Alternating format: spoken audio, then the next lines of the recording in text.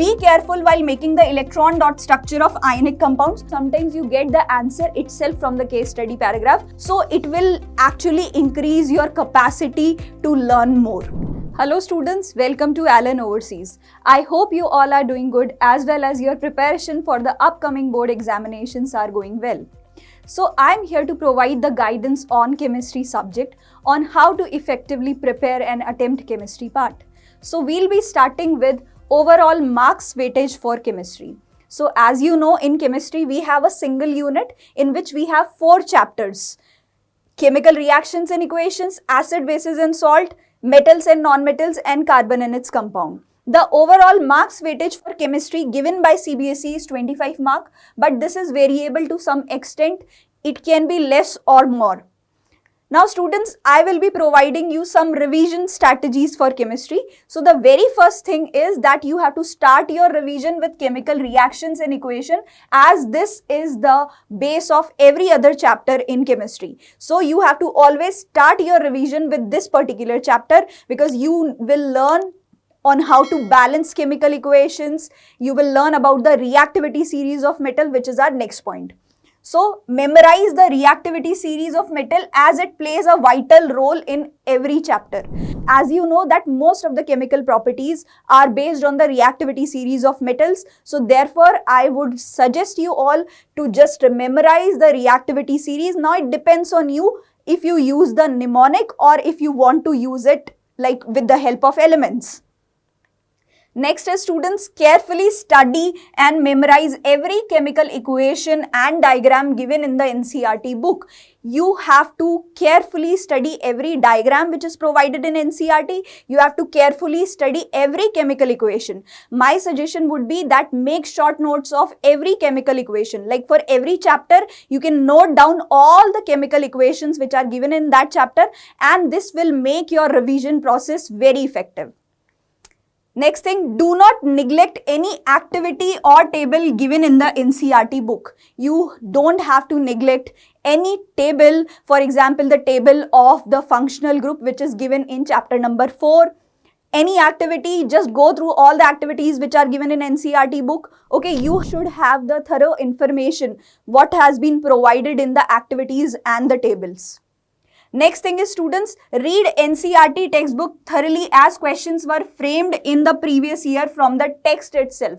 Okay, so read out the NCERT book very carefully. Assertion and reason questions can be framed from the text itself.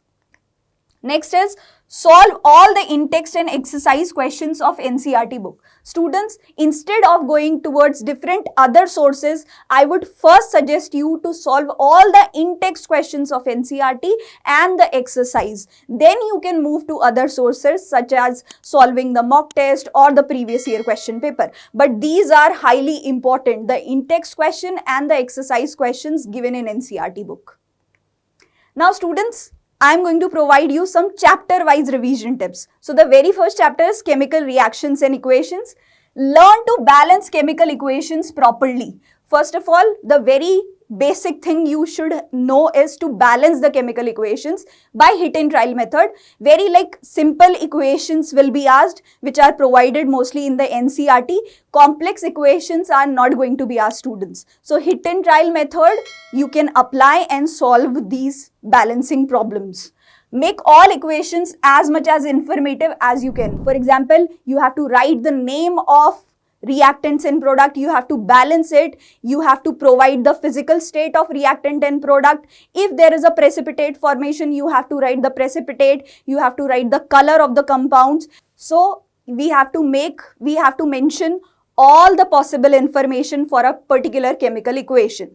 Next thing is students, remember the color of precipitates, color of important compounds given in NCERT. Very few compounds are provided in NCERT, and we can easily remember the color of the given precipitates and color of different compounds. Then next thing is students, learn to identify different type of chemical reactions. Example, combination, decomposition, displacement. You should know how to identify a particular reaction given in the question, whether it is combination, whether it is decomposition. And in decomposition also you should know whether it is photochemical, whether it is electrolytic, or it is thermal decomposition. Okay.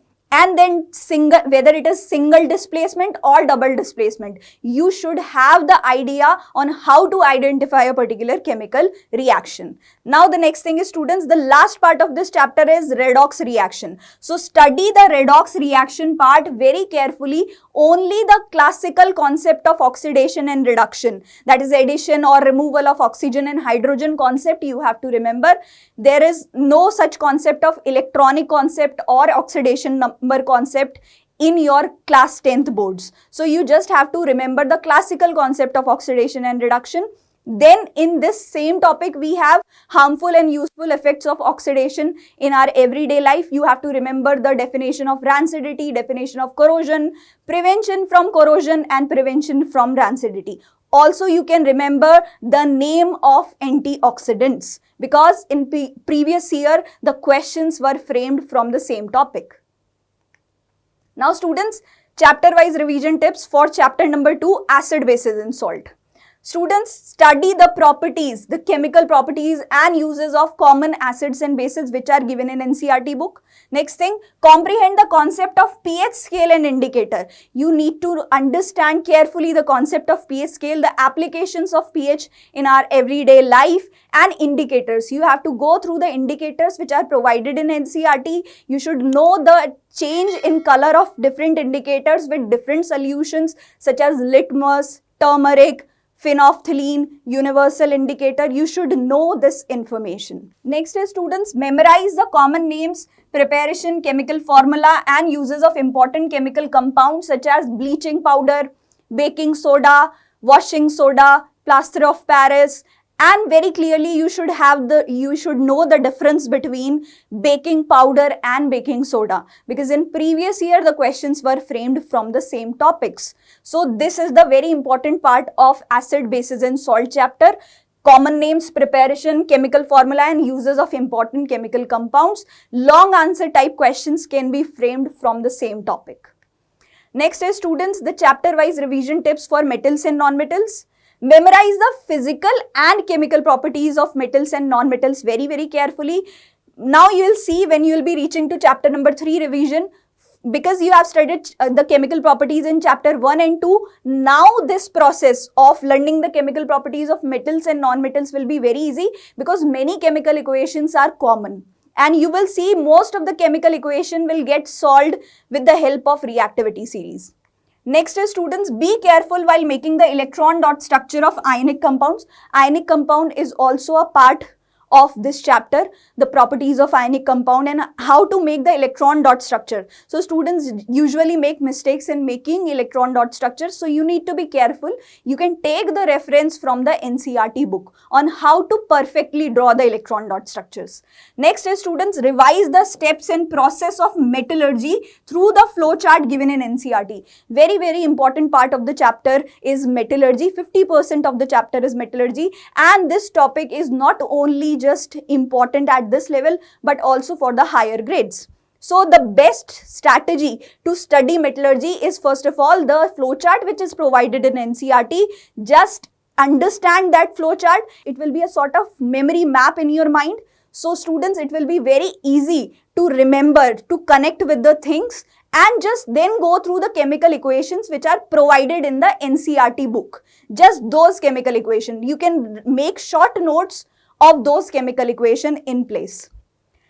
Now students, the next part is carbon and its compound. Grasp the concept of allotropes of carbon, that is diamond, graphite and fullerene. Just the information which is provided in NCERT that you have to go through. They usually not ask to draw the structures of diamond, graphite and fullerene. They ask for the properties. So students, you can just go through the theory of NCERT for this particular topic. Next is, be careful while making electron dot structures of covalent compounds. Now, in this chapter, we have covalent bond, covalent compounds. So, you need to be careful with the properties of covalent compounds as well as making the electron dot structures. Okay, again, take the reference from NCERT book on how to perfectly draw the covalent compounds. Next is, focus on carbon compounds and the basic nomenclature containing functional groups. Only the functional groups which are given in NCERT. Aldehyde, ketone, carboxylic acid, all these functional groups, alcohol groups are highly important, and you should know how to identify the functional groups also. If they have given a condensed formula, you should know which functional group is actually present in that compound. So you should know how to identify also. Next thing is very important thing from the nomenclature is nomenclature of ester. Okay, so that also you need to understand very carefully. Just go through the nomenclature of esters also. You should know what is the parent alcohol and what is the parent carboxylic acid of a particular ester. You should know how to identify that. Next is make short notes of the chemical properties of carbon in its compound, because mostly you will see that the chemical properties so far you have studied in chapter 1, 2 and 3. The chemical properties in this chapter are little bit different. Okay, so students find this thing particularly challenging. Therefore, I am saying the best way is to actually make the short notes of the chemical properties, chemical equations of this chapter in one place, and you will see the revision will be very effective. Next thing is students practice making isomers of hydrocarbons. Hydrocarbons mainly C4H10, C5H12, C6H14. You should know what are the possible isomers of these particular compound, this particular formula, what are the possible existing isomers, and you should know how to name them. So again, the basic nomenclature you should know, because you have to name the isomers also. Next is memorize the point of difference between the soaps and detergent. The last part of this chapter is soaps and detergent. So many times this question has been asked to provide the point of difference between soaps and detergents. So you will be writing the definitions which are provided in NCERT. You have to go with the text written in NCERT. The next important part from this particular topic is the cleansing action of soap, and whenever they ask you the mechanism or the cleansing action of soap, so always you people will be drawing the diagram of micelle which is given in NCERT book. Okay students, now I am going to provide you some exam day tips. So the very first thing is support your answers with examples in diagram wherever possible. Students, for example, if they are asking for the definition of homologous series, then you have to go with the examples of homologous series also. So it will be more effective, and this increases the chance of you scoring more for that particular question. And if there is any concept, any topic which has been asked in a particular question, and if it involves the diagram, then draw the diagram which is provided in NCERT. For example, the electrolytic refining of copper, that diagram also, the diagram of micelle formation, all these diagrams are highly important. Don't miss reading the case study paragraph. Now students, many a time students actually skip reading the case study paragraph, but let me tell you, sometimes you get the answer itself from the case study paragraph. So just have a look on the case study paragraph whenever you find such question. Do not get stuck on a particular question. Don't waste your time if you are confused with the answer of a particular question. Leave the space or try to attempt it at the last. Next is attempt all the question. Please don't miss attempting any question. Okay, even though you are not sure about the answer, let's say you are not clear with the concept which has been asked in a particular question, then too I will suggest to attempt the question. At the last you can attempt that particular question, but don't leave any question. Why I'm saying this? Because many a times if there is an error from the CBSE itself in a particular question, so they'll be providing the bonus mark to the student, those who have attempted that particular question. And if you haven't attempted that question, so the chances of you scoring the mark for that particular question will obviously decrease. Next is practice word limit and leave a gap after every answer. Leave lines after every answer, students, and practice word limit for very short answer, long answer. You should know how much we should write in a particular question. See, for every concept we have certain keywords, key terminologies and key concepts. So you need to just inculcate those things into your answer. Next is students, write your answers in clear and legible handwriting and underline the keywords. Highly important point, students. Just think as if you are representing yourself in the answer sheet. Okay, so you are representing yourself in the answer sheet, so your handwriting need to be clear to understand to the evaluator, and you should actually leave the gaps between the words.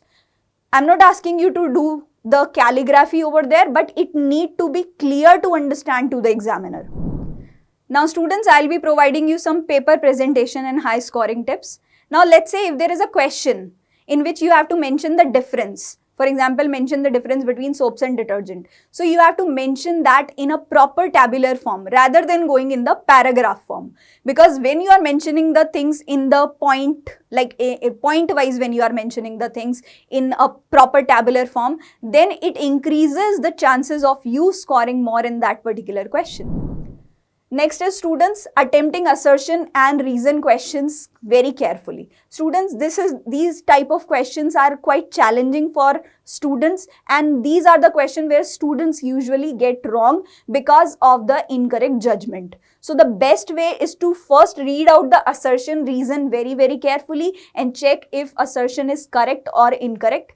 Then separately read the reason, check if it is correct or incorrect. Then link assertion with the reason with the terminology because.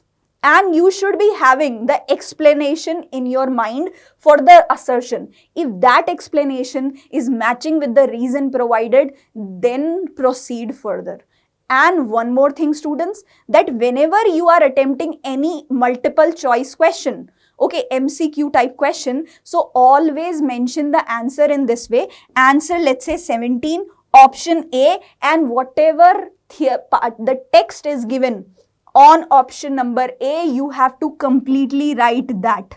Okay, and it goes for any other multiple choice question. When I was checking the copies of pre-boards, so I came across such copies also in which students just mentioned option A. So which is not the correct way to attempt the questions. Write the option number and then write the complete text which is provided in that option. Next is students, in case you have missed attempting any question, then how you will be again attempting that. So students, you have to very clearly mention the section to which it is belonging. Let's say it is belonging to section C. Write the section C again and answer number 23 and then start writing your answer. Students, now I'm going to provide you some general smart study techniques. So the very first thing is focus on the challenging topic first. You have to focus on the topics which you are finding challenging, focus on the subjects which you are right now finding challenging instead of going to the topics which you are confident in. Okay. Remember to take short breaks between study sessions, stay hydrated and get enough amount of sleep students. Okay. You have to study in breaks. So it will actually increase your capacity to learn more. Break down the study sessions into manageable chunks to avoid burnout. Because students who tend to sit for continuous hours for 5 to 6 hours, let's say students are sitting, so they'll be feeling burnout. So therefore, divide your study sessions into manageable chunks. Assign yourself a task, set a timer, and try to fulfill that target in that particular time. And when you'll feel the sense of accomplishment, you will feel motivated for the next task.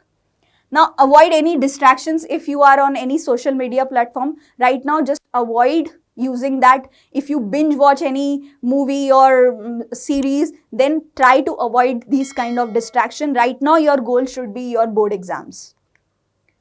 Practice solving previous year's question paper to understand the exam pattern and identify weak areas for improvement. This is highly important, which usually some students actually don't focus on this particular point. They don't solve previous year question papers. But I would suggest that you have to actually solve previous year question papers for every subject. You will see that if you are doing the question papers of last 5 to 6 years, most of the topics will get like completed in those previous year question papers only. And you will get to know how questions are framed. You will get to know which areas you are weak in. Okay, now dedicate the last week entirely to the revision and solving mock test for all the subjects. Reach out to your faculties for any support on time, students. So students, please don't hesitate in reaching out to your faculties for any support. Just be transparent with your faculty so that they'll be guiding you in the right direction. Okay? So students, that's all for chemistry from my side. I hope you will apply all these strategies and will give your best possible. My suggestion is to stay calm and focused and apply your knowledge very confidently on the exam day. Also, stay tuned with us for more such informative videos in this series. You can find other subject videos in the same playlist. Thank you, take care, and all the best.